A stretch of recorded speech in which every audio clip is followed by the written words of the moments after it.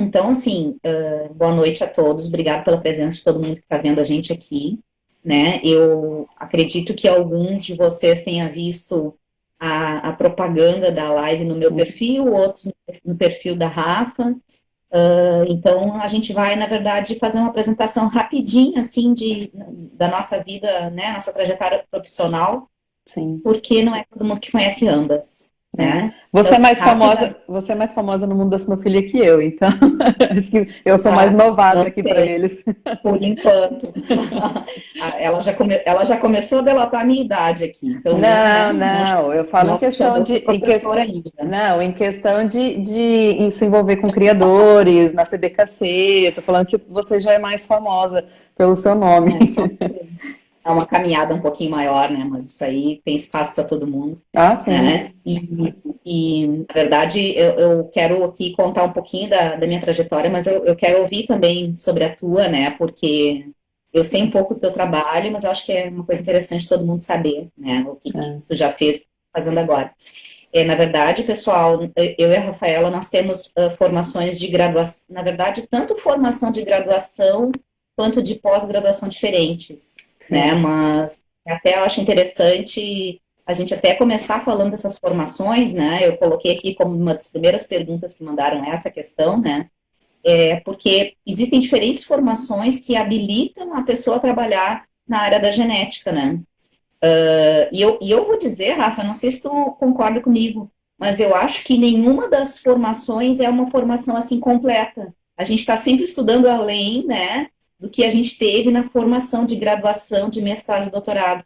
Por Sim. mais que a gente se especialize para realmente trabalhar mesmo com o criador, a gente está sempre aprendendo, né? Sempre tem pergunta que a gente não sabe e que a gente vai Sim. atrás. Eu acho que a diferença é que ao longo da formação que a gente faz, de pós-graduação principalmente, talvez a gente aprenda onde ir atrás, né? Sim. Assim, o local correto e o local que não vai ter errado a informação, né? Deixa eu Então, eu dar acho que isso que... oi pro meu primo que entrou. Oi, querida Rafa. É, oi, primo. Mas as nossas formações, elas realmente são diferentes, assim. Então, eu sou, né, meu nome é Fabiana de Andrade, eu tenho perfil profissional do Genética Canina, e eu sou bióloga, né? E eu sou bióloga há muito tempo. Eu brinco que eu sou uma bióloga formada no século passado, né? Porque eu me formei em 96, né? E fiz o meu mestrado e meu doutorado na área da genética mesmo, né? É o departamento de genética da URGS, né? O meu título é em genética e biologia molecular, né? Então Uhum. são formações diferentes da Rafaela, que ela vai falar daqui a pouquinho para vocês qual é a formação dela, mas já entrando na primeira pergunta, né? Esse é um dos caminhos para ser um geneticista, né? A biologia te habilita a ser geneticista, assim como o médico veterinário também pode ser geneticista na área de animais, e o zootecnista também pode ser geneticista na área de animais, né? Porém, nenhuma das três graduações habilita completamente para a genética, né, Rafa? Porque a genética é uma área de especialização, né? É, eu acho que Então, até me atrevo até a falar um exemplo, né? Igual um ortopedista, igual qualquer especialização, né? A exato. pessoa, ela na faculdade tem o básico do básico e aí ela vai se especializando como pós-graduanda, né? Ou até a questão autônoma. A gente gosta de falar de títulos, né? Tipo, porque é uma coisa que acrescenta muito na experiência da pessoa, mas eu conheço muita gente que sabe, assim, tem um conhecimento até técnico, de campo, de tudo, assim, e às vezes nem tem aquele certificado, mas são pessoas, assim, que dá gosto de sentar e conversar. E eu falo até pelos criadores que eu tive contato, tem muitos criadores, assim, que, é, não vou dizer assim, no termo molecular da técnica de DNA nem nada, Claro, mas claro, claro. a raça, quem entende é o criador. Quem É, sabe o que a raça tem, deixa de ter, é o criador. Então, o veterinário, ele aprende. Gente, existe 400, mais de 400 raças aprovadas, né, vamos assim, cadastradas. reconhecidas, Mas a é gente tem mais impossível de a gente saber 1.000. todas. E a gente tem mais de 1.000 raças de cães. E cada raça tem a sua Uhum, particularidade. Então, quem vai saber sobre mais do que aquela raça? O criador. Então, por isso que eu uhum, falo, né? Existe assim um certificado para você ser geneticista, etc. Mas você sentar, estudar e tudo, te faz, às vezes, ter conhecimento muito grande da área também. Com certeza, com certeza. É a questão da certificação, né? Tanto graduação quanto qualquer pós que você vai fazer, né? Ela, na verdade, ela te certifica legalmente, né? Mas claro Sim, que tem muita gente que acaba sabendo tanto quanto, quase, pelo menos na questão mais prática, né? Eu acho que você tem razão sim, nisso mesmo. Né? Mas realmente a questão da certificação, né? Então, assim, o título de geneticista, eu pelo menos conheço esses caminhos. Eu trilhei um sim, deles, né? E a Rafa vai contar qual foi o caminho que ela sim. trilhou para se formar como geneticista, que é um outro caminho. Né? Depois que eu terminei meu doutorado, que eu terminei lá no ano de 2013, começar a delatar a minha idade, né? Não tem jeito, né? Eu terminei no ano de 2013 meu doutorado, eu fiz um mestrado e um doutorado na área de genética humana, na verdade.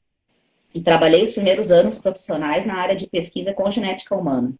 Né? Tem mais ou menos uns 8 anos que eu voltei para a área animal, porque eu comecei a dar aula de melhoramento genético em faculdade de medicina veterinária, e aí eu acabei voltando à minha área de pesquisa e de estudo para a área animal, e bom, né, acabei caindo em cães, porque afinal de contas não adianta, né? Se a gente nasce apaixonado por cães, a gente não consegue fugir disso Sim. muito, né?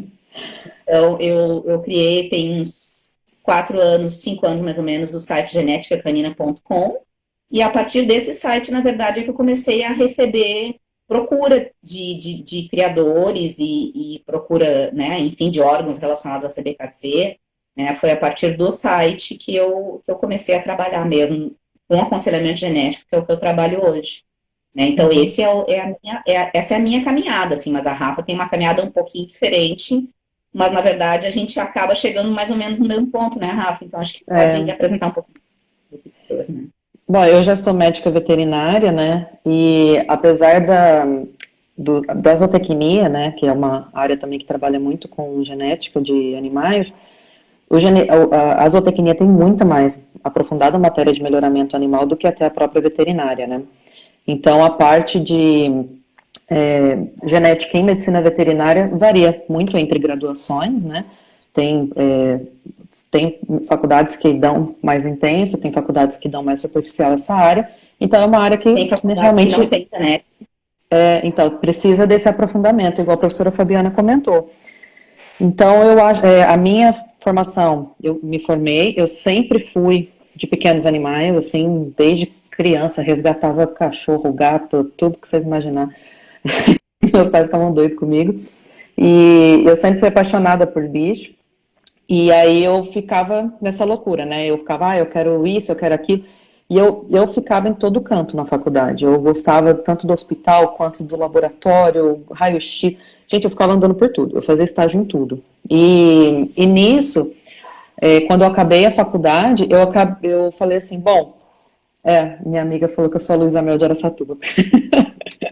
Mas é porque ela me zoa porque eu ainda faço resgate de bicho, mas enfim. E na hora que eu terminei a faculdade, eu entrei no mestrado, e o meu mestrado foi mais na parte de laboratório.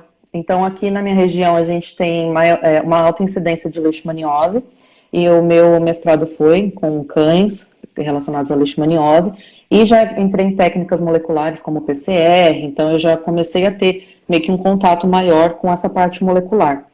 E no meu doutorado, eu já entrei, porque aí na realidade eu até brinco, né, que o Yuri, que é o meu namorado, desde a graduação ele já trabalhava na parte de genética de grandes animais. Ele também é médico veterinário. E conforme a gente começou a namorar, né, eu estava no mestrado e ele também, aí eu comecei a entrar em contato com a parte de genética que ele me mostrava, de grandes, né, aí eu falava, nossa, que legal. E eu comecei a ver que, independente de qualquer doença que você for tratar de cães, desde uma doença hormonal, até uma predisposição a uma, enfim, tudo tem um fundo da carguinha genética, né? O animal, às vezes, ele tem uma predisposição um pouquinho maior para uma coisa. Lógico que existe muita parte ambiental, né? Não vou descartar essa parte, mas existe sim essa parte de você olhar para o animal e falar, calma, você tem um fundinho genético aí que pode estar causando, pode estar resultando nessa parte Uhum. clínica que você tem. E então eu comecei a me apaixonar pela área, né? E aí no meu doutorado eu fiz com o mesmo orientador do meu namorado, né? E ele até falava que eu era o outlier dele, porque ele trabalhava com grandes e eu era a única orientada trabalhando com pequenos animais. Então, durante o meu doutorado, eu tive contato no exterior, porque aqui no Brasil, a Fabiana sabe, a gente tem ainda poucos professores acadêmicos trabalhando mesmo com genética de pequenos. Então, eu peguei e fui para fora, tive contato com o professor Tossoleb, que ele que descobriu a mutação do cão da crista chinesa, que é pelado. Enfim, ele é fenomenal, ele é um cara assim, eu sou fã dele. Então, nesse meu contato com ele, foi assim, uma honra da minha vida, e ele acabou sendo até coautor do paper do meu doutorado, enfim. E aí eu fui trilhando para esse caminho. O meu caminho acaba indo, né, de uma outra forma para a parte da genética, que não foi da mesma forma da professora Fabiana, e que é diferente até com o pessoal da zootecnia que eu vejo, né, se envolvendo também na parte de genética, porque às vezes eles já têm contato mais forte durante a faculdade na parte de melhoramento, e aí eles já começam, já entra às vezes em pós-graduação de genética e melhoramento. Então, assim, existem vários caminhos, né, para a gente chegar em genética. Uhum. Aí. Acho que é mais isso, meu resumo. O seu doutorado você fez na parte molecular de cães, né? Qual foi a raça mesmo do artigo? Eu li esse artigo, mas esqueci a raça. Entlebucher. Se escreve Entlebucher, né? Mas a pronúncia é Entlebucher, que é uma raça suíça. Ele é primo do Bernese. E aí ele é uma raça que tem... Aí a gente já vai para o tópico de hoje, né? É uma raça que sofreu extrema endogamia, porque eles passaram por vários gargalos populacionais, né? Gargalo populacional é que a gente fala que acontece algum evento que fez um estreitamento de número de animais. Então, pode ser um evento ambiental, pode ser uma seleção artificial, pode ser qualquer coisa. Então, afunilou o número de fundadores, né, daquela raça. E é uma raça que sofreu muito nas guerras, né? Então, a Suíça estava no meio ali da Primeira e Segunda Guerra Mundial, morreu muitos animais, e também o pessoal não estava preocupado com o cachorro durante a guerra, né? Isso, o pessoal estava mais preocupado em sobreviver, e poucos animais que sobreviveram, eles continuaram a raça. Então, ocorreu muito acasalamento entre parentes, e no meu doutorado a gente descobriu uma mutação, que era um gene que chama GDF9, que ele está até agora, dá até para mapear, né, em outras raças, porque a gente descobriu, e a mutação simplesmente faz diminuir o número de óvulos das fêmeas. Então, os animais, conforme eles estavam sofrendo tanta endogamia, que foi diminuindo o número de filhotes.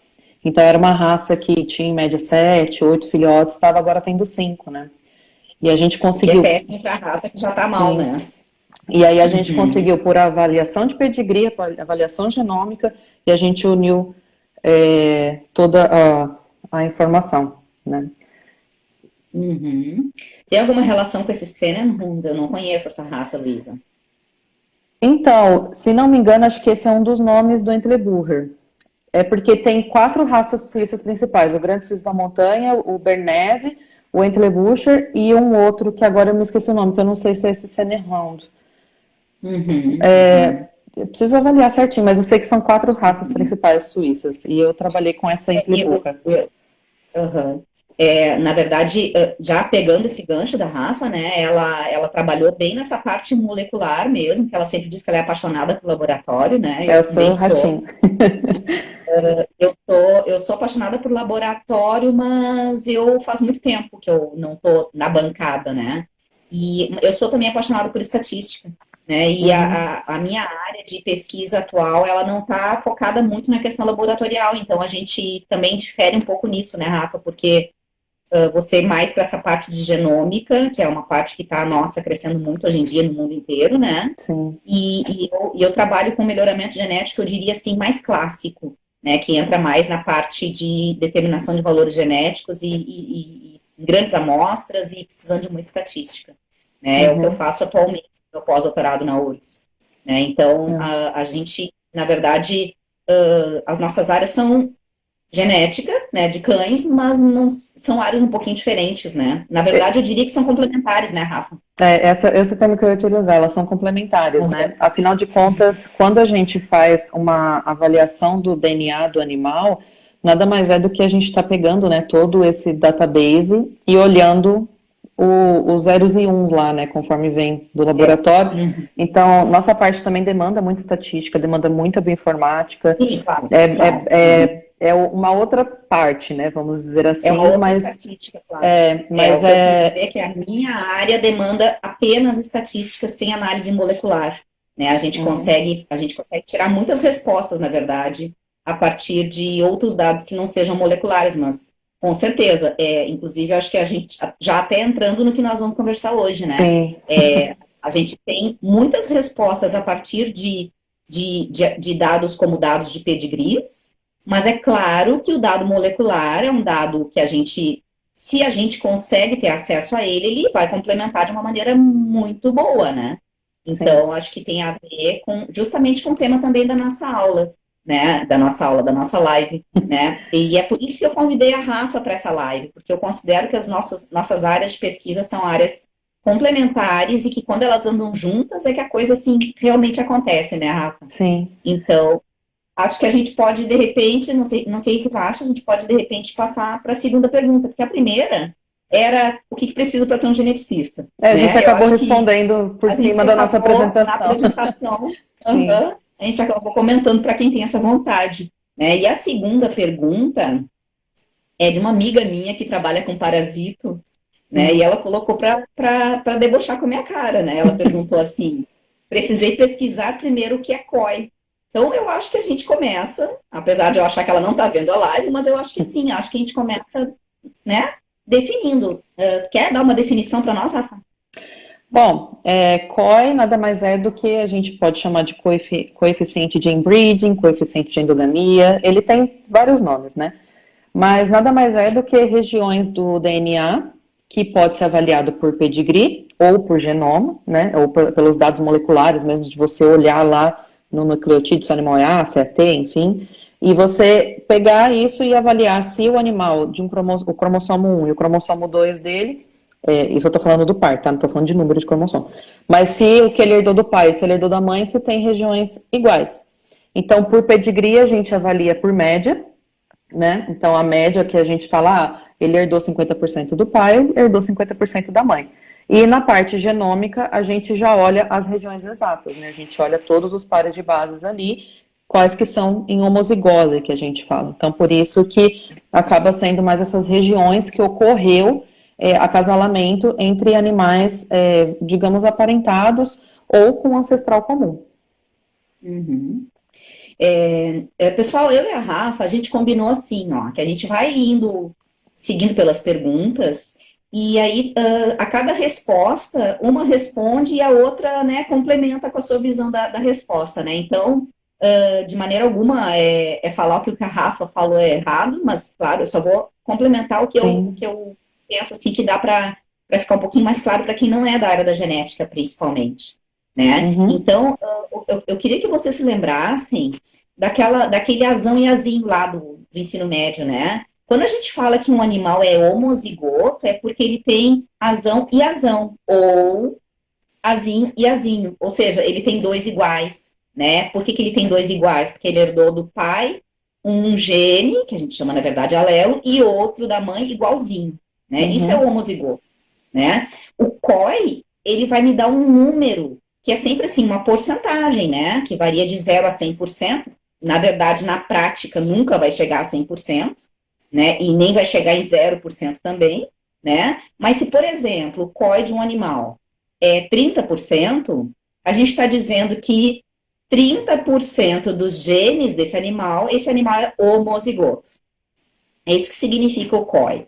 Como a Rafa falou, né, o COI, se a gente está olhando o COI por pedigree, isso é uma média do que é esperado.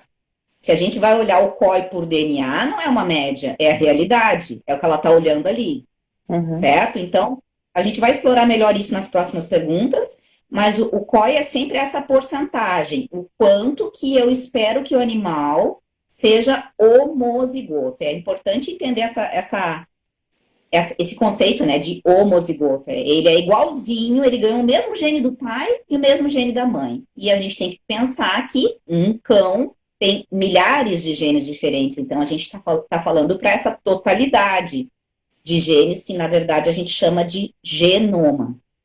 tá? Então, a definição geral de COI é isso. Para quem é da área da genética e do melhoramento, na verdade, a gente nem chama de COI, né? A gente chama de F, né? Então, o coeficiente de endogamia é a mesma coisa do que o COI. COI é um termo que a gente utiliza bastante na área de cães, mas eu não vi em outras espécies, né, Rafa, se utilizar o termo COI. Então, na verdade, em bovinos, coisas assim, o pessoal até usa, né, coeficiente de inbreeding, mas eles preferem, como em bovinos, essa parte de genotipagem está um pouquinho mais, adiantadas porque eles fazem por cabeça, então é uma coisa de ter muita demanda. Quando tem demanda, reduz o custo, né? E eles também têm tecnologia de baixos marcadores, né? E isso também reduz o custo, uma coisa que ainda a gente não tem em cães. Então, por conta disso, tem muitos animais genotipados, e aí eles calculam o que eles falam de ROW, né, que são as corridas de homozigose. E essas corridas de homozigose dão essas regiões do genoma que são iguais, né, que são endogâmicas. Sim, eu só queria dizer que a sigla COI é uma sigla que eu não vi outras espécies usando ainda, né? Inclusive, eu não sei se você... Tem uma próxima pergunta aqui que tem bastante relação com isso, que mandaram para o seu perfil, Rafa, que é: o COI acontece também com os felinos? Na verdade, o COI é um número que a gente pode prever ou pode calcular para qualquer espécie. Se a gente quiser calcular o COI de mosca da fruta, a gente pode. Se a gente quiser calcular de camarão, pode também, né? Se calcula, na verdade, né? Então, é um valor que vai me dizer essa porcentagem, assim, o quanto que eu espero em média ou o quanto eu estou enxergando molecularmente que esse animal é homozigoto, né? Então, existe sim em felinos, é um valor extremamente importante para o criador saber controlar. Em felinos, eu não tenho tanta experiência em felinos, Rafa, de repente tu me ajuda, não sei se você tem, mas assim, os criadores que eu já conversei de felinos, eles utilizam muitas vezes até mais endogamia do que em caninos, então é sim muito importante se informar sobre o COI, sobre de onde que sai esse COI, em felinos, em caninos, em qualquer espécie que você está criando. Sim. Né? O COI ele pode ser avaliado até em plantas, insetos, em qualquer espécie, né? A partir do momento que a gente tem um ser vivo ali, a gente consegue ver o DNA e regiões homozigotas, né? Isso a gente está falando em indivíduos diploides, né? A gente não está falando de... Claro. Mas, assim, para quem não é da área, né? Nós, cães, todos os mamíferos, todos os animais, a gente diz que nós somos diploides, por quê? Porque a gente ganhou um conjunto gênico do pai e um da mãe. Mas quando a gente fala de peixes, por exemplo, quando a gente fala de plantas, essa regra não se aplica, porque a gente vai ter indivíduos triploides, a gente vai ter indivíduos hectaploides, enfim. Daí são outros 500 e a gente não vai falar disso. Não, senão essa live vai ser muito extensa. Exatamente. Então, quem acha que a genética é complicada, espera para estudar um pouquinho de genética de planta, para ver o que é a complicação da genética. Pois é, na empresa que eu estava, né, até que o meu namorado trabalha, eles fazem análise de eucalipto. Nossa, pensa num negócio que dá dor de cabeça. Mas enfim. Pra gente, também acho que uma coisa válida, né, de acrescentar, porque até fizeram uma pergunta aqui. Eu não estou conseguindo enxergar de perguntas. Então, tem algumas perguntas. Eu vou voltando aqui, depois eu vejo. Mas eu vou falar em relação a uma aqui, ó. Infelizmente, nem sempre o pedigree é o pedigree real daquele cão. Ambas as análises de COI, tanto de pedigree quanto a parte genômica, têm vantagens e desvantagens. Eu acho que é uma coisa também válida da gente falar das diferenças, que acho que é até uma das perguntas, né? A diferença entre as duas técnicas. Então, eu já acho que eu já vou pegar esse gancho, eu vou sair um pouco da ordem. Tá, sem problema. Cadê aqui a pergunta? Porque, assim, a desvantagem do pedigree é essa que você dessa que citou. Existe, sim, erros na parte da montagem do pedigree, e podem ser erros maldosos, que a gente sabe que existem pessoas, né, que tem cão que está morto, enfim, não tem nem sêmen congelado nem nada disso, mas o cachorro ainda é pai de alguns aí. E a gente sabe que existe, infelizmente, esse tipo de erros, né? erros intencionais, mas existem os erros não intencionais também, que podem acontecer, tá? Eu digo isso porque em holandês, nos Estados Unidos, é um dos pedigrees mais completos e organizados que existem. E em holandês, eles, conforme foi havendo a tecnologia de genômica, eles conseguiram detectar em torno de 10% do erro do pedigree. E então, assim, você imagina, 10% em várias cabeças de gado é muito boi com pedigree errado. Então, essa parte de controle de pedigree, infelizmente, é uma coisa que pode dar viés na nossa análise. A outra coisa de limitação de pedigree são as gerações, né? Então, tem a parte de geração, porque às vezes você não tem o database completo daquela raça, você não tem desde quando aquela raça iniciou. Então, você tem uma limitação de geração para você conseguir analisar. E a outra parte é que, conforme você tem o acasalamento de um pai e de uma mãe, a avaliação do COI daqueles irmãos, eles são como se fossem clones em porcentagem de COI. Mas a gente sabe que isso não acontece, porque na hora de formação do espermatozoide e do óvulo do pai e da mãe, existe uma coisa chamada recombinação, ocorre quebras e trocas, né, das partes dos cromossomos. Então, cada irmão vai herdar uma porcentagem diferente de regiões iguais do DNA, tá? Então, por conta disso, cada irmão vai ter um COI diferente, mas pelo pedigree a gente avalia essa média, por isso que o pedigree sempre é avaliado pela média. Não tá errado, não, pelo amor de Deus, mas a gente está falando de limitações da avaliação. A vantagem do pedigree, acessibilidade, o custo, o pedigree já está ali, né? O pedigree já está feito, o pedigree já está ali só para ser avaliado, né? Então é uma coisa acessível, de baixo custo, né? E na parte genômica, a desvantagem é o custo, né? Infelizmente a gente precisa de técnicas que tem que ter alta densidade de marcadores, né? A gente tem que ter no mínimo 30 mil marcadores de regiões do DNA, isso é custoso, né? Então, existe essa dificuldade de acessibilidade, né? À técnica mesmo, por conta do custo. E as vantagens da parte genômica o DNA não mente. Você consegue avaliar o COI. Não é uma média. Não é uma média. Não, você consegue avaliar COI, o parentesco entre esses animais, até sem o pedigree.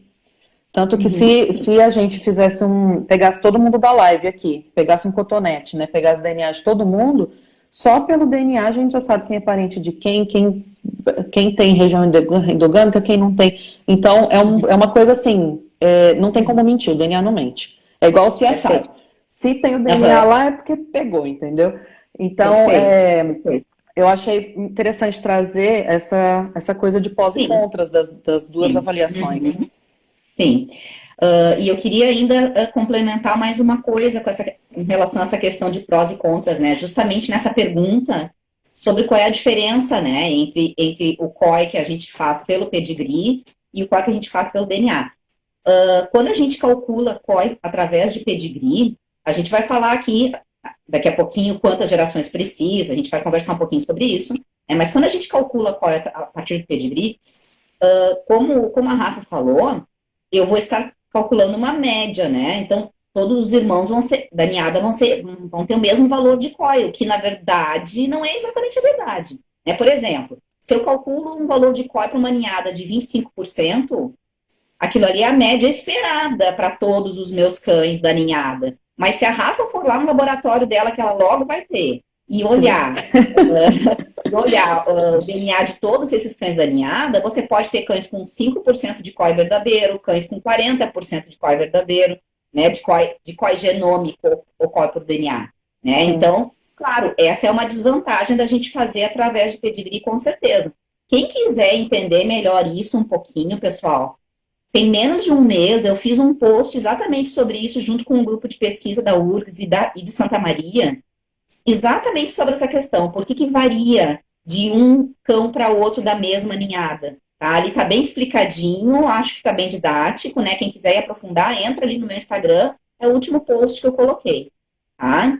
Mas eu tenho uma última pergunta, Rafa, até para ti mesmo, com relação a esse peso que a gente está falando, né? De usar por pedigree e de usar por DNA.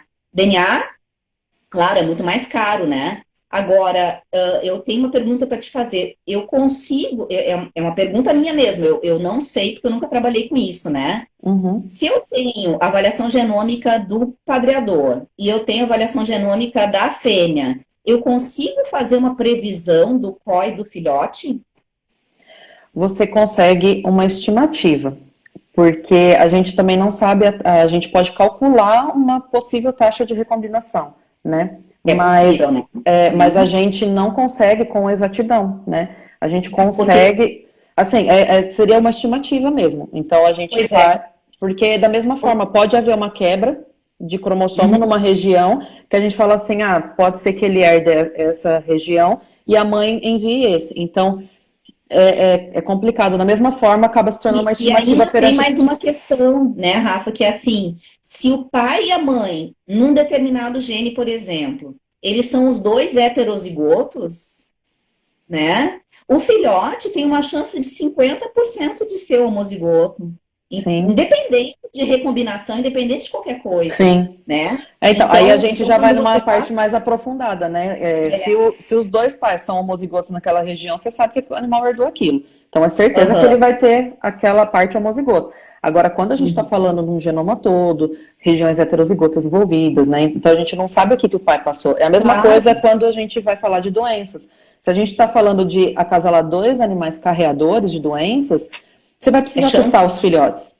Porque Uhum, não uhum. tem, mesmo que você fale assim, mas eu já gastei testando dos pais, mas pode haver ou não a possibilidade do pai ter passado a doença adiante. Assim como E pode aqui, haver ou não a aconselhamento possibilidade. genético, por isso que aconselhamento genético a gente indica não reproduzir dois heterozigotos, né?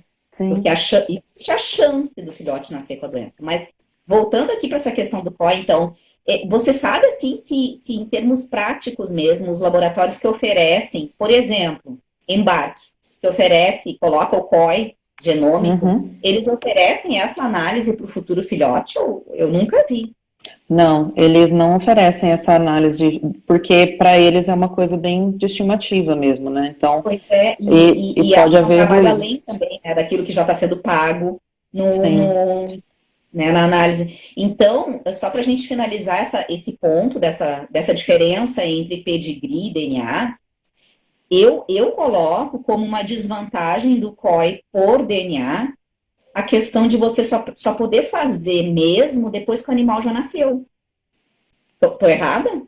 Não, na verdade você consegue fazer uma estimativa, né? E ela acaba Uhum. sendo uma estimativa um pouco mais acurada do que o de pedigree, porque você sabe as regiões dos animais que são homozigotos, mas as regiões que são heterozigotas vão ser estimadas. Então, ele Aham. acaba existindo um COI estimado, que é mais perto, vamos dizer assim, da Preciso. realidade do que o pedigree.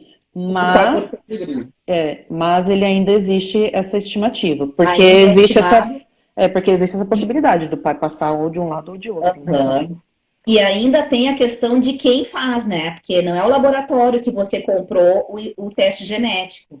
Você vai, por exemplo, precisar mandar esse teste para a Rafaela, e a Rafaela que vai fazer essa estimativa. Tô certa?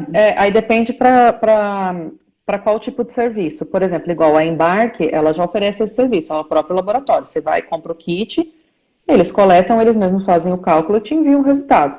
É Tá, um mas do laboratório. pai e da mãe, não do futuro filhote.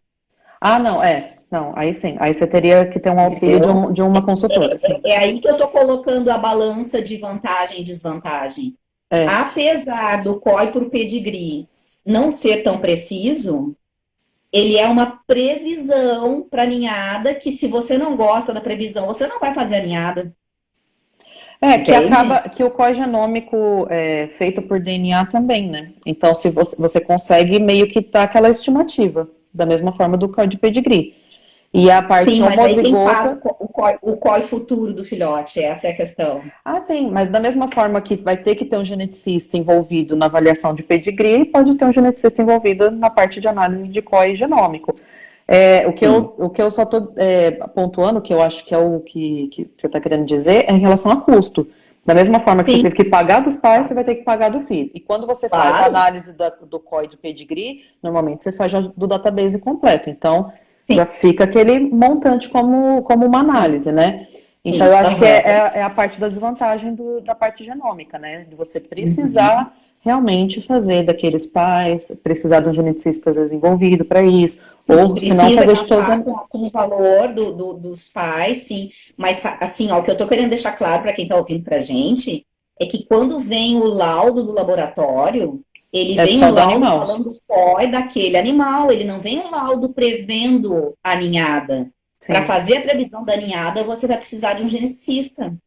E sim. de um geneticista que trabalhe com essa área molecular, como a Rafaela, por exemplo. Eu não sei fazer isso ainda, entende? Sim. Então, Da mesma forma, por exemplo, tem um laboratório, a Neogen aqui do Brasil, que eles fazem análise de SNP chip. Então, eu poderia enviar para eu calcular o COI do zero desses animais, certo? Porque eles me dão todas as letrinhas do DNA que eu quero, vamos os dizer dados assim. brutos. É. Uhum. Então, eu avaliaria o COI, eu posso fazer todas essas análises e fazer esse cálculo de previsão. De Mas, previsão. mas aí qual que é o problema? Como aqui no Brasil essa parte para Neogen ainda não é de alta demanda e eles compram um chip lá em dólar, acaba sendo custoso. Então, Claro. esse que é o problema do meu trabalho, vamos dizer assim, que a maioria das Te vezes as entendo, pessoas te vêm me entendo. perguntar, vamos fazer a parte genômica, tá? Eu falo, gente, só a parte laboratorial é caro. E aí exige Uhum. mais o meu trabalho, porque o meu trabalho é sentar na frente Mais do o teu computador. trabalho. É isso que eu E é tô um querendo trabalho. mostrar para o pessoal. Não, e é um trabalho árduo. Eu tenho que sentar no Aham. computador, são horas e horas e horas e horas. E Exatamente. é bem. Exatamente. E o É isso aí que eu tô laboratório, querendo e o mostrar para o pessoal. laboratório que só recebe DNA, extrai ali, passa na máquina, recebe mais que eu. Então Exatamente. Na é verdade, difícil. assim, você consegue os dados brutos de outros laboratórios também. Você tem que solicitar, mas você consegue os dados brutos da Embarque, por exemplo. Eles Consigo, enviam, sim. né? Então, Uhum, mas na verdade, só para deixar claro para quem está vendo mesmo, que essa previsão não vai vir no laudo do DNA, entende? sim. A previsão da ninhada vai vir, o do pai, vai vir da mãe que você testou, e aí vai ter que conseguir um geneticista para fazer essa previsão, né, Sim, Rafa? sim. Tá? O da Embarque dá até para aproveitar os dados crus deles, né, que seria exatamente igual esse mesmo material que a Neogen faria para mim, vamos dizer assim, que a gente está até utilizando para aquele estudo da cara branca, né? Então a gente pegou Uhum, animais que já passaram pela Embarque, aí os criadores uhum. autorizaram e enviaram para a gente com o fenótipo, se o animal tinha ou não cara branca, É. e a gente está analisando esses casos, né, para a gente Deixa eu descobrir o perguntar gene da uma cara coisa, branca. Rafa, aqui um pouquinho fora aqui do nosso assunto COI, mas já que nós falamos no laboratório da Neogen, o laboratório da Neogen é o Box for Dog?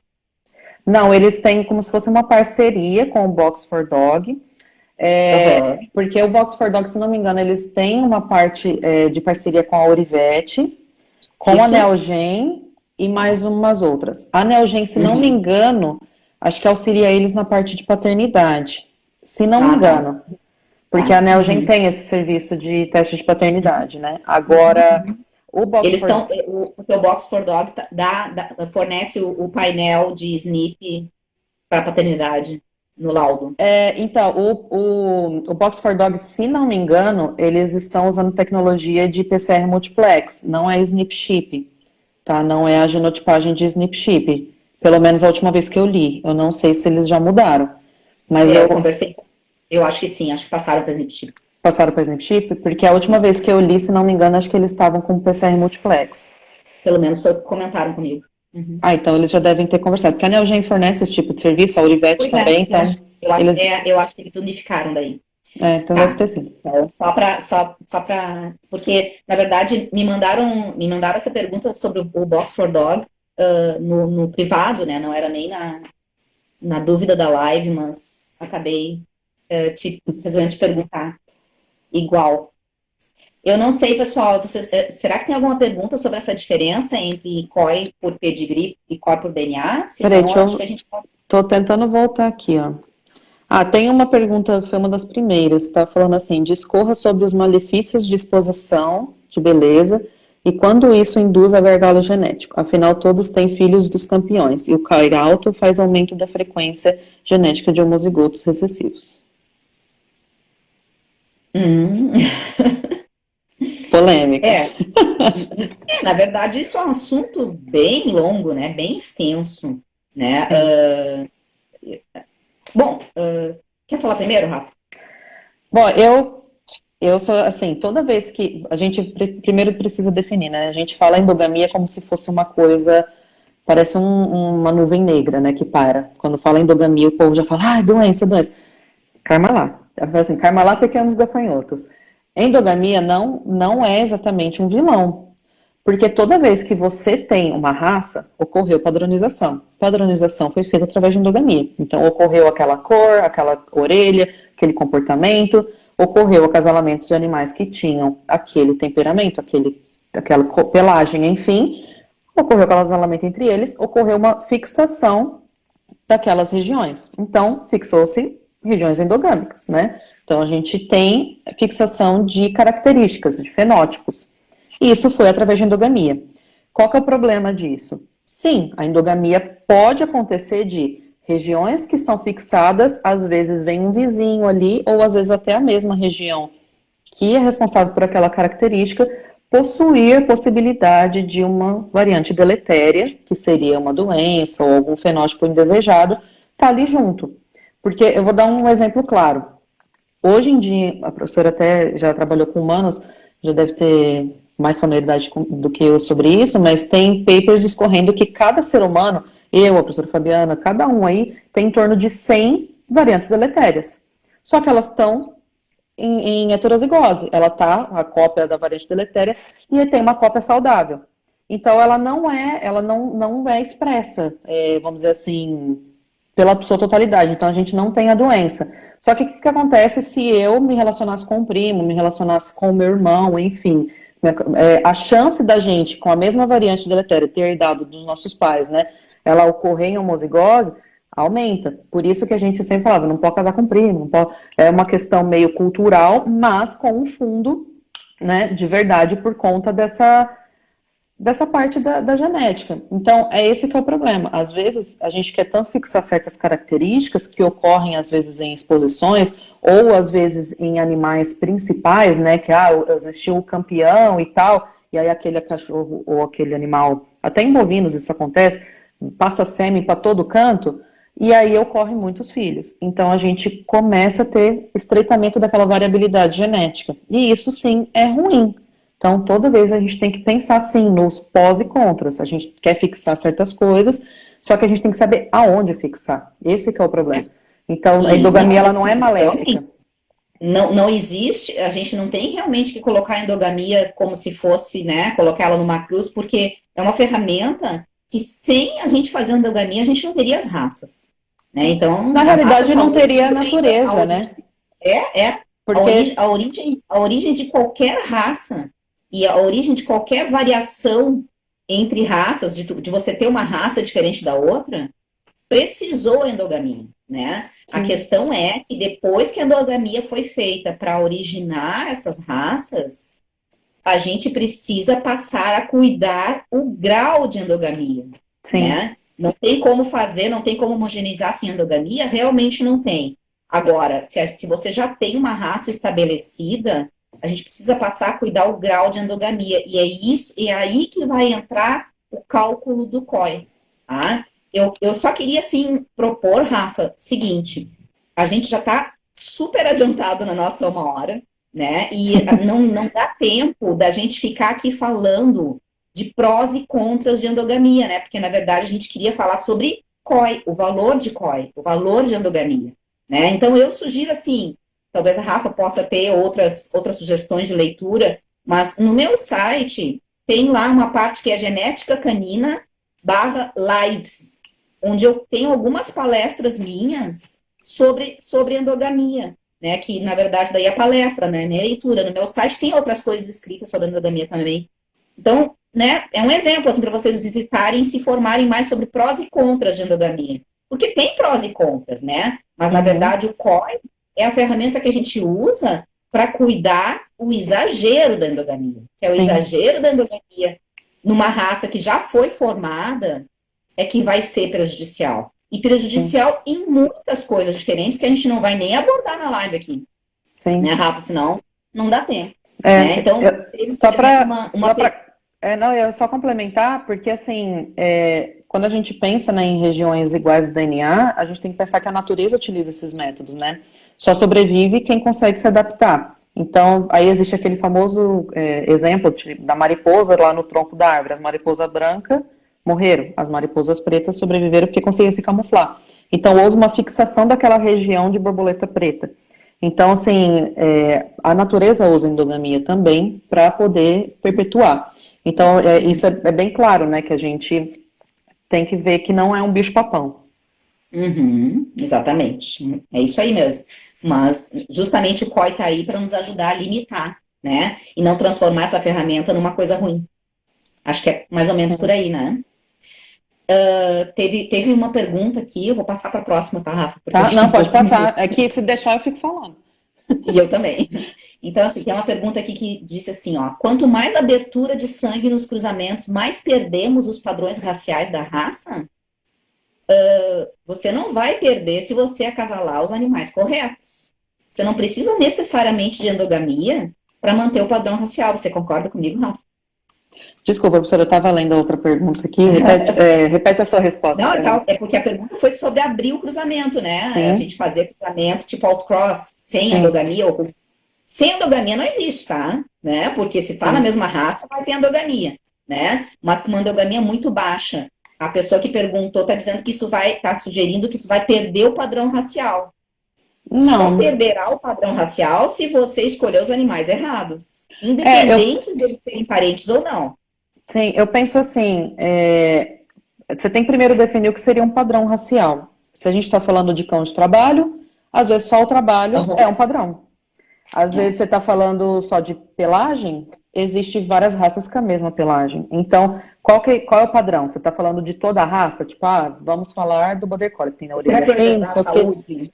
Então, aí depende do que é definido como padrão. Se a gente está falando padrão da CBKC, que a raça tem que ter tantos centímetros, tanta pelagem, tanto isso, tanto aquilo, se você pegar e a raça já estiver quase, vamos dizer assim, indo à extinção, porque já não existe mais variabilidade genética, que acontece em certas raças, infelizmente, a gente precisa pensar na saúde da raça. E a saúde da raça, isso é muito difícil para a criadora aceitar, mas a gente precisa, às vezes, fazer um outcross, e desse outcross, que é cruzar, acasalar, né, com uma raça que é parente, mas que ainda deu uma abertura, uma variabilidade genética um pouco maior, se você faz esse outcross, depois você seleciona suas características de novo. Só que aí você está fazendo... Não precisa chegar nesse ponto, né, Rafa? Eu sempre digo assim, não precisa chegar no ponto que o criador odeia tanto, que é pensar em cruzar com uma outra raça, né? Sim. Se cuidar a endogamia antes. Sim, é uma coisa assim, selecionar o que precisa ser selecionado e o que não precisa ser selecionado, você poder abrir esse sangue. Eu vejo, às vezes, muitos criadores falando assim, não, eu vou acasalar irmão com irmã porque eu quero, não é nem por questão de seleção. Então, quando isso acontece, não está tendo um pensamento sobre futuro sobre aquela raça, né? Então, assim, você tem que pensar, por que você está querendo acasalar primos, por que você está querendo acasalar animais aparentados? Porque aqui no meu canil tem esse fenótipo, que é isso que eu quero. Beleza, então procura depois fora, em outros canis, em outros lugares, se alguém também tem aquele fenótipo que você quer. Fenótipos similares, exatamente. E aí você vai fixando aos poucos. As gerações de cães é uma coisa que dá para você fazer rápido, né? Não é uma coisa assim, não é igual camundongo, mas também não é igual ao elefante.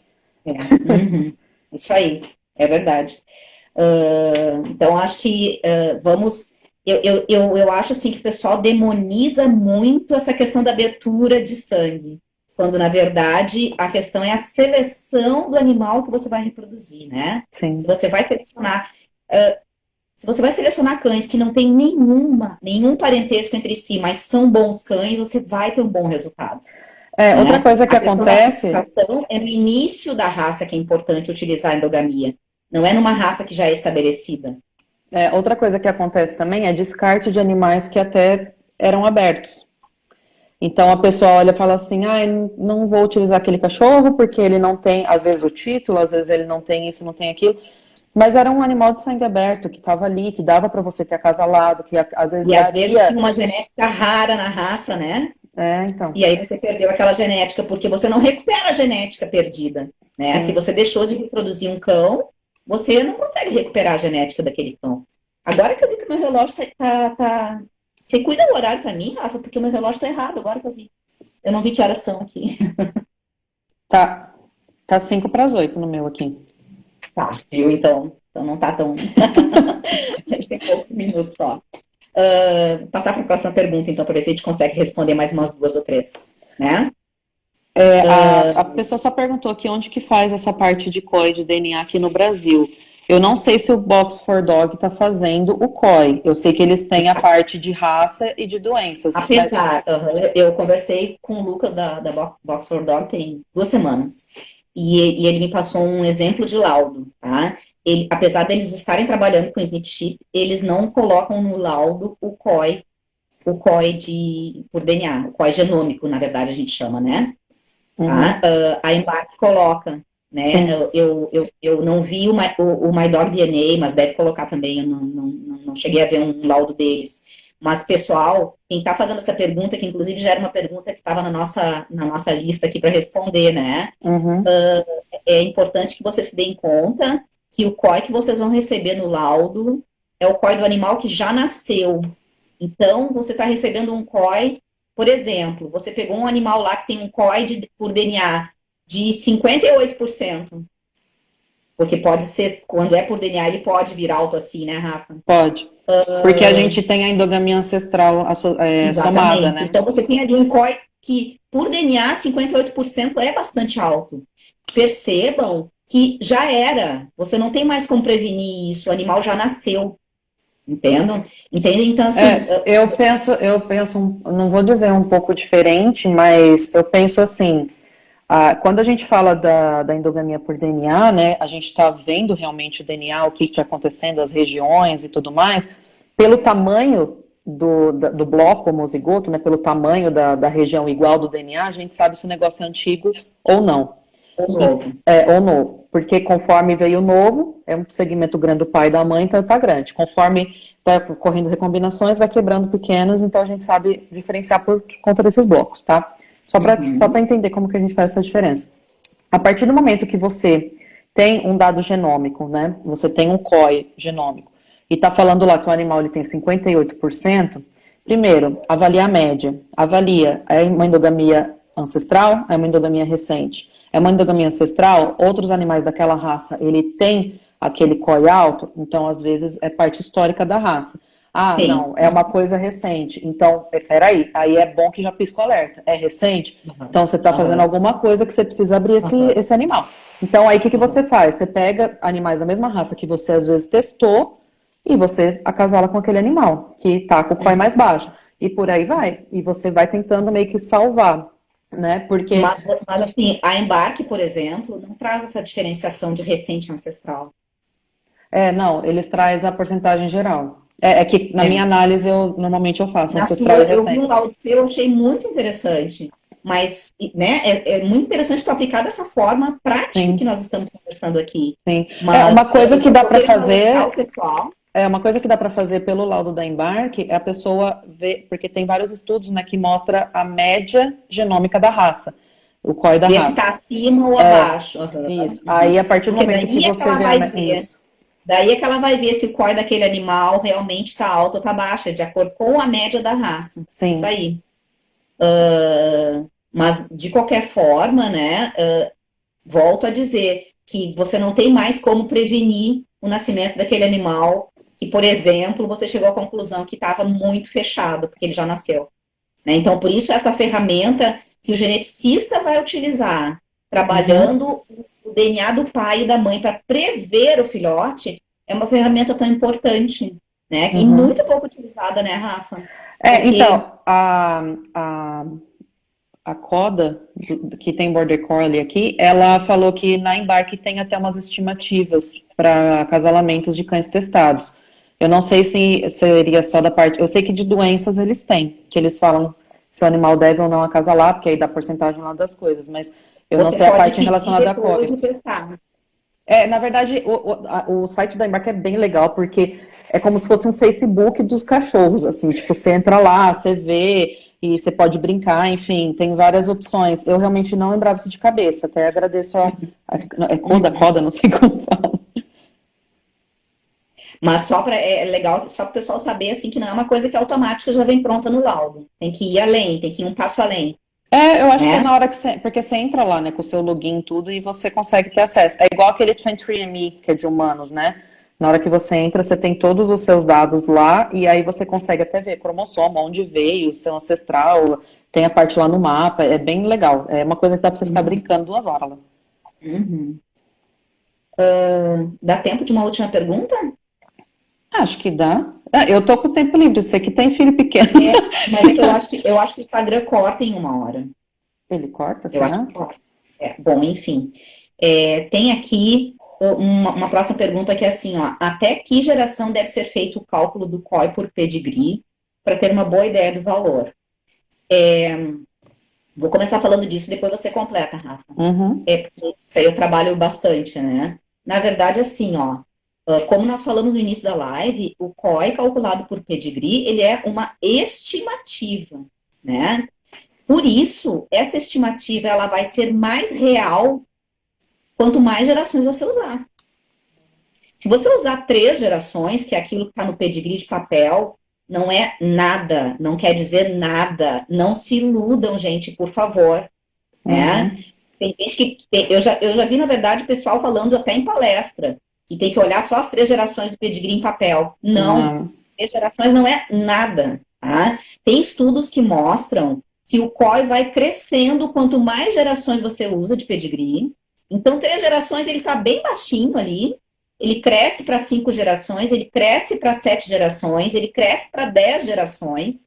E a partir de 10 gerações vai ficando mais parecido. Certo? Então, o que é a situação ideal? É você usar todas as gerações disponíveis. Né?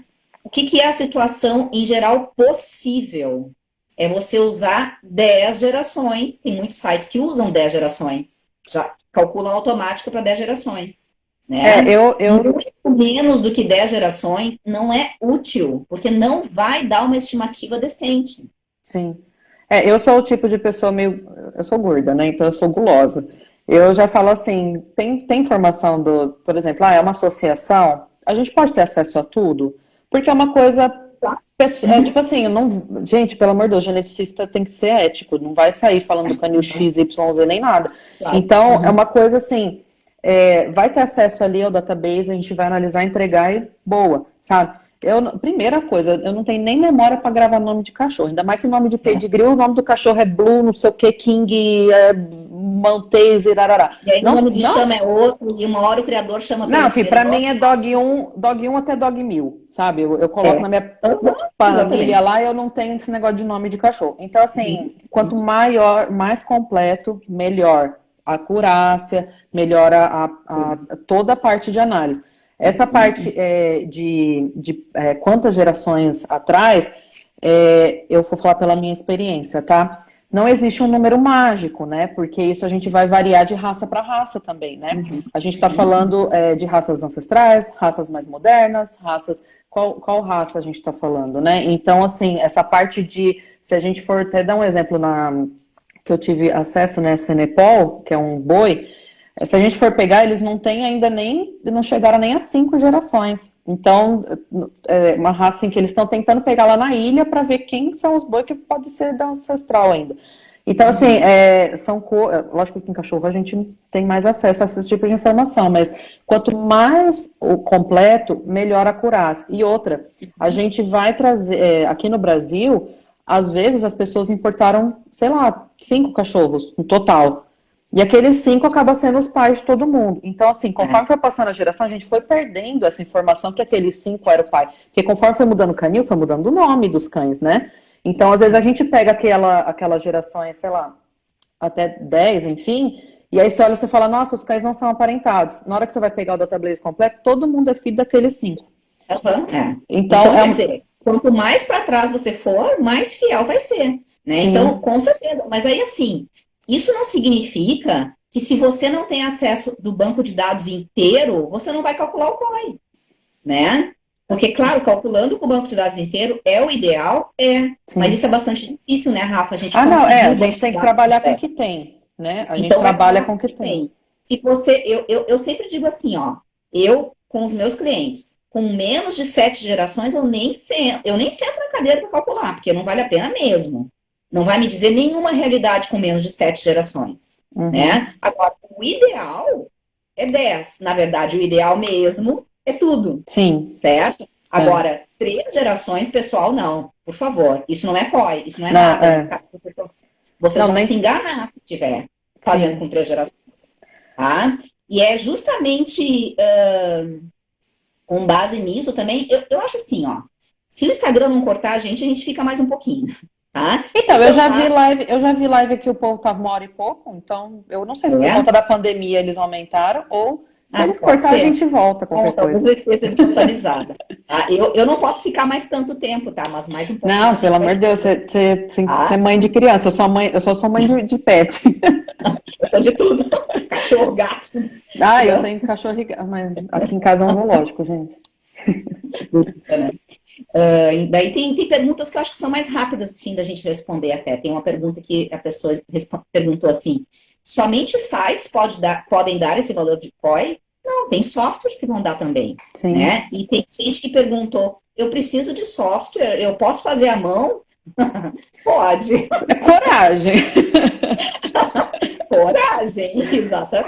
Coragem Porque e assim, tem que ser bom do punho, né? tá, mas tem como, porque lógico, né? Tem uma lógica para você pensar para fazer o cálculo do COI. Sim. Então, se você quer fazer à mão, o que eu digo assim, ó? Quando eu ensinava o melhoramento genético, eu ensinava os meus alunos a fazer à mão. Eles Uhum. faziam um exercício fazendo à mão com 3 gerações. Porque se eu fizesse com mais gerações, eles me matavam, né? Imagina, então eles Sim, faziam com 3 gerações. Eles já me odiavam, eles já queriam morrer naquele exercício. E 3 gerações não é nada, gente, não é COI de verdade, sim. né? É. Então, dá para fazer a mão? Dá, mas vocês não vão querer fazer a mão, tá? Tem site... Se a gente for ver também a origem, né, dos melhoristas genéticos, o povo fazia tudo à mão.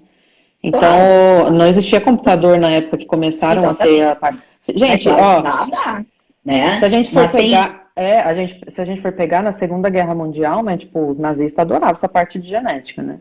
Então, Uhum. não tinha computador também, começou o computador, É, né, ser feito na claro. época lá com os Tudo que a ingleses gente lá. faz dá para fazer à mão, só tem que ter Sim, coragem e concentração, né? Mas assim, realmente tem vários databases que já fazem automaticamente o COI. Tem o sim, K9 para os Retriever, tem o Working Dog para várias raças, né? Então tem vários que já sim. fazem automaticamente. Em Tem geral, eles fazem com o, 10, 11 gerações. tem Ou, o, enfim, o tem do você pode até ISD, escolher quantas gerações. eu gosto, até o Yuri me falou, me lembrou esses dias do ISDA, né, que é igual é como se fosse a Embrapa dos Estados Unidos, eles têm uma ferramenta lá que calcula COI também. E é aberto ao público? É, Tá, então isso aqui já era uma outra pergunta. Se a gente indica algum software gratuito para cálculo de COI. Na verdade, antes da Rafa indicar essa, eu vou falar para vocês que, na verdade, softwares gratuitos tem vários. A questão é a interface, sim, né? Porque se você vai, assim, se você sabe trabalhar com DOS, por exemplo, tranquilo, tem um monte de site gratuito, é. né? Agora, dependendo da interface que você quer, você vai ter que Eu, por gastar com... exemplo, eu aprendi, né, essa parte genética no RStudio. E existem os pacotes lá, né, que são gratuitos. O RStudio é gratuito, é uma análise, é um Agora, software que a para gente poder utiliza. ter, É, são outros 500, né? sim. Mas tem, a Rafa falou desse site, Rafa, qualquer um pode entrar lá. Será que a interface é boa? É só colocar o nome do cão, do animal? Eu acho que é só você nutrir lá com o seu database, do ISG, se não me engano. Tá. Porque eu utilizo um software que, na verdade, há muito tempo atrás eu comprei ele, que a interface dele é super fácil, mas não é gratuita. E depois que eu comecei o pós-doutorado, eu comecei a pegar os outros softwares, tipo R, tipo outros, para fazer o cálculo, mas daí não é para quem não é da área, né? Tem que ter mais Uhum. paciência. Tá? Aí teve uma pessoa que perguntou se dá para calcular na mão, já respondemos. E aí, tem duas perguntas assim, ó. Não sei se você quer puxar alguma aí, Rafa. Eu tô olhando aqui. Tem o pessoal falando realmente que da Embarque eles já dá para fazer, eles estão fazendo predição mesmo dos filhotes agora. Ah, que legal. Uhum. Então, tem dos chihuahuas aqui, ele falou que acha perigoso propor cruzamento entre raças porque a maioria esmagadora não tem competência acadêmica para fazer isso de maneira Não, consciente. concordo. E Cruzamento entre raças. os Merles são um exemplo. Ele falou, gente, a gente fala assim, né, com acompanhamento de pessoas competentes, né, Com certeza. não é simplesmente você olhar e falar assim, meu COI tá alto, eu vou pegar o cachorro ali que Não. parece, ou que eu acho que Não, parece. Não, não é assim. isso é projeto de pesquisa para salvar uma raça. Sim, que é uma Projeto coisa, acadêmico. isso que é uma coisa extrema. A gente está falando de salvar uma raça que estaria Vamos entrando pegar o praticamente em exemplo do extinção. Landerhund, né, Rafa? É, O exemplo do Landerhund.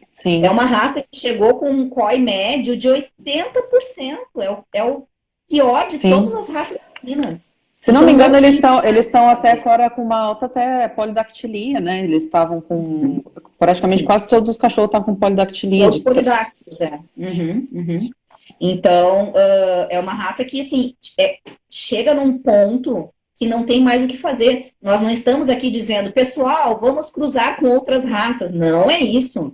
O que a gente está propondo aqui, acho que tanto eu quanto a Rafa, pessoal, enquanto ainda temos material genético suficiente, vamos cuidar da endogamia, para não precisar chegar na única saída, que é procurar uma área acadêmica para fazer, a gente chama de salvar a raça, né, utilizando uma Uhum, outra raça.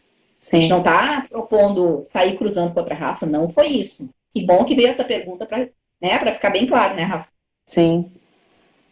Deixa eu, vai falando aí que eu vou tentando caçar Tá. aqui. Tem uma pergunta aqui que é assim, ó. Dois cães que têm parentesco distantes, como primos em terceiro grau, tataranetos, o risco é muito alto? E teve uma outra pessoa que perguntou se cruzar pai com filha, o risco é muito alto. Então, nessas duas perguntas, assim, eu acho que a gente pode mais ou menos ir pelo mesmo caminho, Rafa, ver se você concorda comigo. Não é isso que vai te falar sobre risco. Porque se você está olhando isso, você está olhando 2, 3, 4 gerações só. Uhum. Você tem que aprofundar mais as gerações para ter uma noção melhor do seu COI por pedigree, que ainda assim vai ser uma predição. E a gente está Você olhar falando, só, e a gente né? falar também sobre a raça, né? A raça em si. Claro, Qual raça é? Já é uma raça endogâmica? Já é uma raça. perfeito, Não, perfeito. infelizmente, a gente acaba sempre olhando o criador, né? Ele olha para o canil dele e às vezes olha o dos outros para ver o que os outros estão fazendo. Mas a gente tem que pensar que a raça tem uma história. Aquela raça ela já Uhum, sofreu algum gargalo, ela já está tendo uhum, problemas. Às vezes os problemas não são somente o que a gente identifica falando assim, nasceu um animal com uma orelha na testa, porque esses daí são problemas uhum, gritantes, né? Agora, e uhum, quando nasce filhote reduzido de ninhada?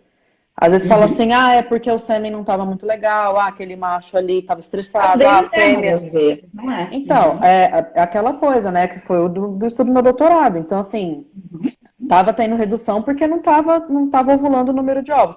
A gente sabe, por exemplo, o cão da crista chinesa, ele tem uma região homozigota fixada, que é a parte de pelagem do pelado. E o pelado é homozigoto letal. Então, toda vez que uhum. a gente vê um cão da crista chinesa pelado, ele é heterozigoto. Então, assim, é uma coisa que ocorreu uma endogamia, uma fixação por uma característica que ela tem uma consequência. Então, por isso que a gente sempre tem que fazer sempre com cautela, olhando, avaliando. Cada raça vai ter uma coisa, e cada canil vai ter uma média também, né? Porque a gente pode falar da média da raça, mas também vai ter a do canil. Quanto que aquele canil está rodeando entre ele mesmo ali? Eu acho que só para finalizar esse ponto que a Rafa trouxe, que foi muito legal ela ter lembrado, que é o seguinte: o que é alto? O que é um COI alto? Não existe isso de você dizer um COI alto para todas as raças. Se eu faço um COI por pedigree de 18%, por exemplo, usei lá 10 gerações de pedigree, deu 18%. 18% pode ser alto em algumas raças, e não Uhum, tão alto para as raças. Na verdade, a gente tem um ponto de corte que vem dos animais de produção, mas que é um ponto de corte, sim, muito geral, que é 10%, acima de 10% é alto. Só que não é isso verdadeiramente, a gente tem que pensar na característica de cada raça, acho que é isso que a Rafa quis dizer, né, Rafa? Porque é o que eu falei, cada raça teve o seu histórico, né? Até a última pergunta, uma das últimas, né? Falando assim do COI do Bernese. O Bernese teve o mesmo histórico das guerras do Entlebucher que eu falei do meu doutorado. Foi a raça que sofreu na Primeira e na Segunda Guerra. O COI deles, a média da raça, não falo aqui do Brasil, estou falando de fora, é em torno de 30 e poucos por cento. 30 e poucos por cento. Se você for olhar O COI por DNA, tá, pessoal? Não, eu tô falando COI por DNA.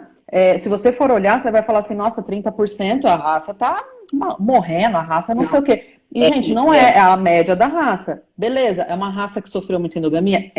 Precisa ter cautela agora para acasalar e tudo mais? Precisa ter um certo acompanhamento, né? Tanto que existe Bernese que tem dificuldade de reprodução, que pode ou não estar parte relacionada à genética, a gente precisa sempre descartar a parte ambiental. Enfim, precisa sempre ter essa visão. E, pessoal, existem artigos ainda que mostram que a endogamia excessiva está relacionada ao aumento de chance de câncer. Não é só a questão reprodutiva que está relacionada. Né? Então, Bernese é uma das raças que mais morre por câncer. Só para a gente pegar o exemplo do Bernese, mas a gente tem o Golden também, que está numa situação super crítica com relação ao câncer. Né? E muito pouca gente fala com relação a essa questão da relação da endogamia excessiva e o câncer. Né? E é isso aí, ó. A gente não pode pegar uma raça que já tem endogamia média alta e querer aumentar ainda essa endogamia. Né? Essa é a questão. Né? Agora, uma raça que não está numa situação tão crítica, é um pouco mais tranquilo a gente fazer um acasalamento com um COI um pouquinho mais alto. Né? Acho que é mais ou menos por aí. Tem uma pergunta aqui que ela está perguntando se existe alguma correlação entre o COI genético e o COI de pedigree. Existe, eu já vi artigos mostrando que existe essa correlação. Nossa. Não é uma correlação de 100%. Hã? Que foi? Eu bati o dedo aqui, porque apareceu uma mensagem assim, eu bati o dedo, aí eu saí da live, eu fiquei, ai meu Deus, como eu volto. Que susto. Mas existe essa correlação, né? Então, assim, quanto maior é o COI por pedigree, maior vai ser o COI por DNA.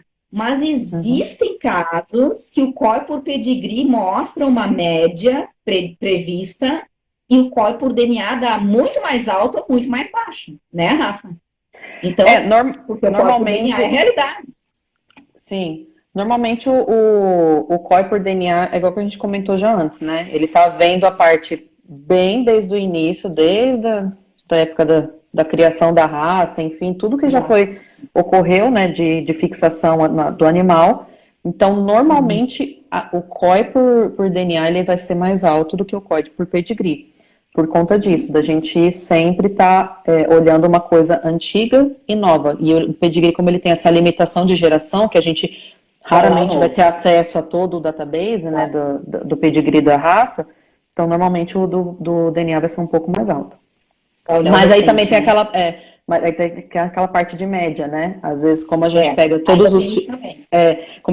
todos os filhos do mesmo casal, eles são praticamente clones em relação a COI, ele vai ter o mesmo COI. No caso, quando a gente avalia o DNA, a gente consegue ver que cada um herdou uma coisa, né? Então, aí sim, nesses casos, a gente pode ver o COI genômico ser menor do que o COI estimado pelo pedigree. Pelo pedigree, exatamente. Mas a correlação geral existe. Tá? Não, a correlação é altíssima. Quanto maior é o COI por pedigree, maior é o COI por DNA. Ou seja, o ideal é você procurar a ferramenta através do DNA, mas se você não tem como usar essa ferramenta, vamos continuar usando a ferramenta clássica pelo pedigree, sim, porque ela é muito importante de ser usada. Tem a pergunta aqui com relação ao valor, né? Acho que a gente cai ainda nessa questão, assim, ainda é uma coisa cara para o brasileiro. Por quê? Por causa da questão do dólar. Né? A última vez que eu olhei a embarque, estava $169 para um animal. Eles fizeram, acho que uma promoção esses dias, estava 129, doenças mais a parte de composição racial. Mas às vezes eles estão em promoção, às vezes não, dependendo se você vai mandar vários animais mais barato, mas só para vocês terem uma ideia. tá? E é um laboratório que eu estou falando, mas não vai mudar muito, não, de um laboratório para outro. Tem outros Certo? laboratórios que, na realidade, têm menor marcadores, né? Que eles têm menor número de marcadores, então eles não são tão sensíveis quanto a metodologia da Embark, mas ele aí acaba sendo um pouco mais barato. Mas eu gosto muito da Embark por conta disso, deles terem o melhor painel, né?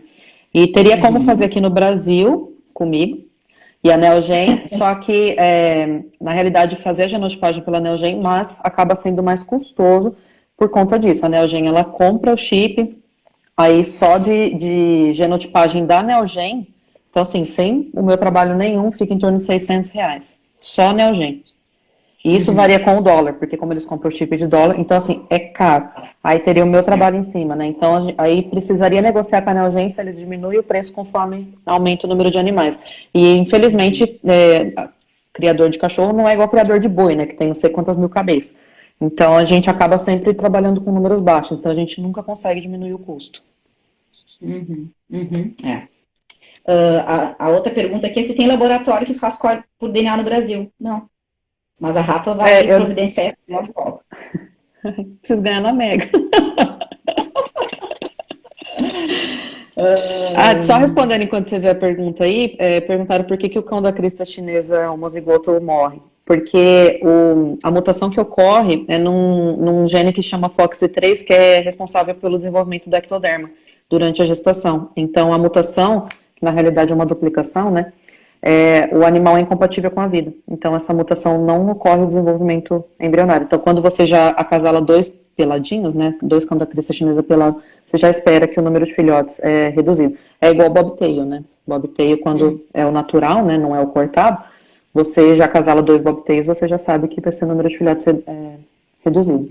Tem uma pergunta que está aparecendo aqui, que eu acho que, não sei, por mim, acho que a gente pode mais ou menos que ir finalizando. Que ele falou, mas daí a gente pode fechar em uma geração e abrir na outra. Então, se você tiver a avaliação do COI genético, é esse o objetivo, né? Você está avaliando um animal vivo, você pode sim estipular, né, como que seriam os filhotes, mas o objetivo maior é você ver como que está se portando, ainda mais em raças que você não tem um pedigree completo. Por isso que seria interessante o COI genômico, né, genético, por conta disso. Às vezes você não tem um database completo. Então, aí você consegue saber como que está acontecendo, né? Principalmente aqui no Brasil, que às vezes a gente importa poucos animais e aqueles animais acabam sendo fundadores dessa raça no Brasil. Então, a gente sempre tem que avaliar caso por caso, mas o objetivo sempre é tentar diminuir o COI em regiões, principalmente do DNA, que a gente não tem interesse de fixar, e deixar o homozigoto, deixar fixado o que é de interesse, de características. Eu pulei algumas perguntas que a gente tinha anotado, mas são perguntas que nós abordamos nas outras respostas. Então, acho que a gente até acabou virando um bate-papo, né? Acho que a gente acabou conseguindo abordar mais ou menos tudo. Eu tenho certeza que a Rafa também está disponível, né, para responder outras perguntas no privado. Ela agora aprendeu a olhar as mensagens no Instagram.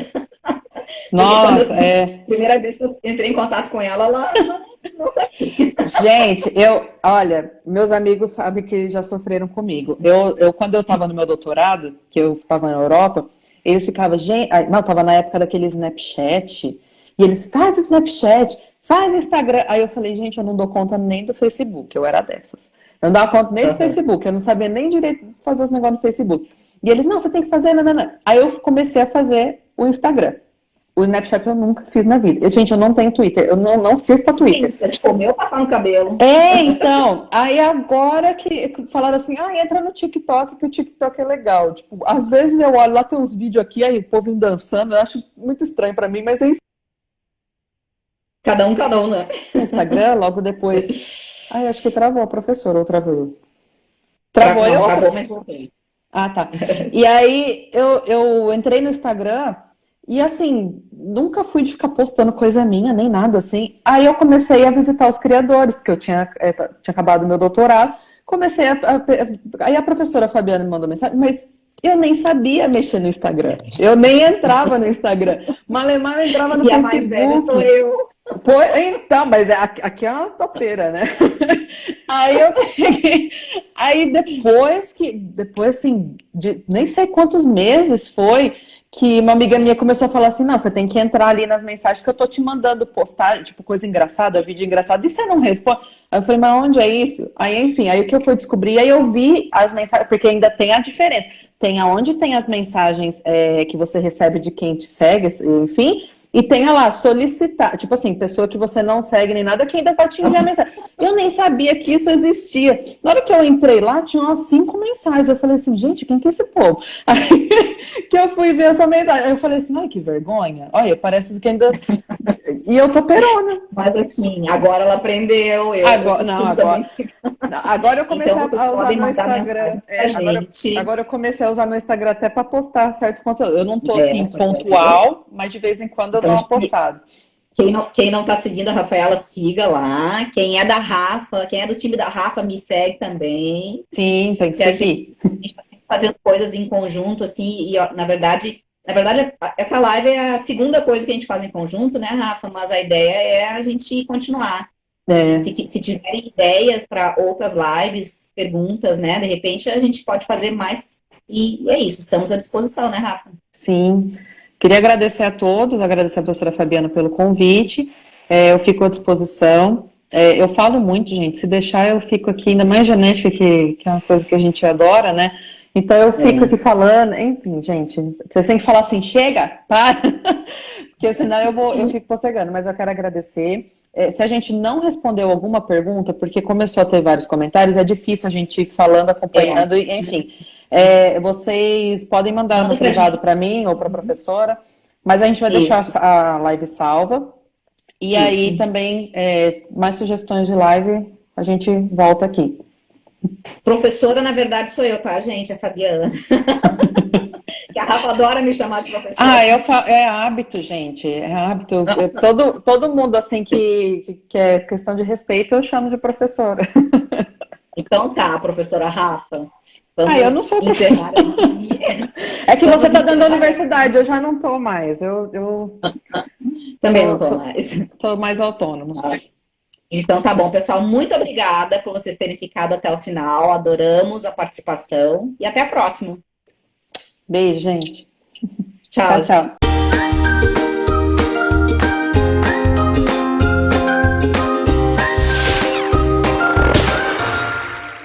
Sabemos que os criadores têm muito pouco tempo para cuidar da divulgação de seu trabalho na internet. Mas tudo mudou com a chegada do Sistema Pet, uma solução completa de gestão e marketing para criadores de cães e gatos. A plataforma gera um site moderno, eficiente e inteligente, focado especialmente para a melhor visualização do trabalho de criadores. Contamos com várias formas de deixá-lo destacado no Google, facilitando que seja encontrado pelos clientes que desejam um criador sério. Acesse o sistemapet.com e apareça para o mundo agora.